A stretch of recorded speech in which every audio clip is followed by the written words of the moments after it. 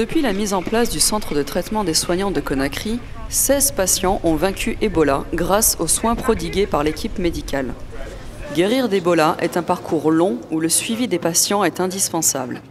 Les difficultés qu'ils rencontrent quand ils rentrent chez eux sont nombreuses. Nous les soutenons particulièrement pour affronter le rejet qu'ils peuvent subir de la part de leur communauté. Les Guinéens parlent volontiers de ségrégation.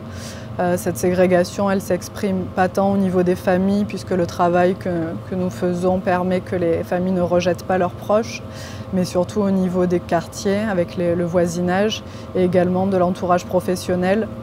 Le retour à l'emploi est assez difficile pour les patients guéris d'Ebola. Le docteur Alassane a été contaminé il y a quelques semaines. Aujourd'hui, il pratique de nouveau son métier.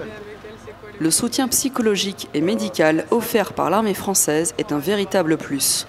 Sophie, elle est très importante, parce que là, depuis le départ, elle a été toujours à côté de nous, on nous traite, on nous donne des produits, on nous fait des examens, tout, mais elle aussi, ce qu'elle nous rapportait psychologiquement, c'était trop bien, on en avait besoin réellement. Ici à Conakry, tous les anciens patients sont soumis à une batterie de tests médicaux, et ce, durant plusieurs semaines. Il y a un suivi des patients à faire, à la fois clinique et biologique et psychologique. Et dans le cadre de ce protocole, on les refait venir à J14, s'ils ne sont pas encore sortis du centre, à J30 et parfois à J60, en fonction des résultats du bilan biologique de J30.